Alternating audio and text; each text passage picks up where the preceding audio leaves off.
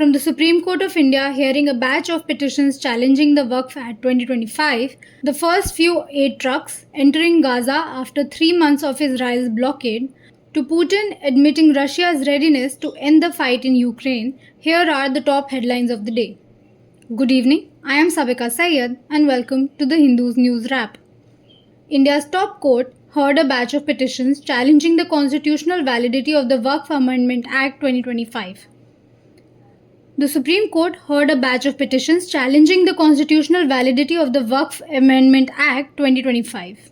However, no interim order was passed. Commencing arguments on behalf of the petitioners, Senior Advocate Kapil Sibal apprised a bench comprising Chief Justice B.R. Gavai and Justice Augustine George Massey that the contentious law constitutes a quote-unquote creeping acquisition of Waqf properties by the centre, thereby infringing upon the right of Muslims to manage their religious affairs. He further contended that the 2025 amendments constitute a fundamental departure from the well-established framework of the Waqf legislation developed over several decades. First few aid trucks enter Gaza after nearly 3 months of Israel's blockade. The first few aid trucks have entered Gaza following nearly 3 months of Israel's complete blockade of food, medicine and other supplies, Israel and the United Nations said on Monday, May 19, as Israel acknowledged pressure from allies. 5 trucks carrying baby food and other desperately needed aid entered the territory of over 2 million Palestinians via the Kerem Shalom crossing, according to the Israeli defense body in charge of coordinating aid to Gaza. The UN called it a quote-unquote welcome development, but said far more aid is needed. Food security experts last week warned of a famine in Gaza.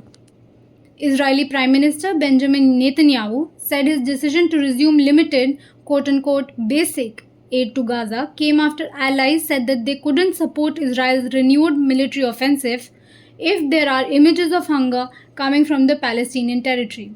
Ashoka University Associate Professor Mahmudabad sent to 14 days judicial custody.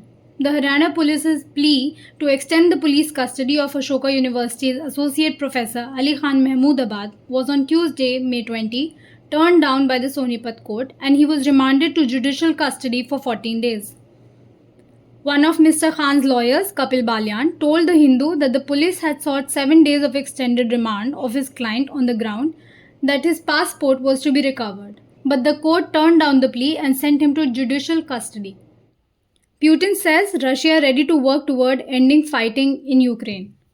Russian President Vladimir Putin said Moscow is ready to work toward ending the fighting in Ukraine on Monday, May 19, following a 2-hour-long phone call with US President Donald Trump. Mr. Putin said that Russia and Ukraine would need to find compromises to suit all parties. Russia and Ukraine will immediately begin ceasefire negotiations, said Mr. Trump after separate calls with the leaders of both countries meant to spur progress toward ending the war that has been going on for 3 long years. That's all for this evening wrap. Stay updated with The Hindu. Subscribe for more.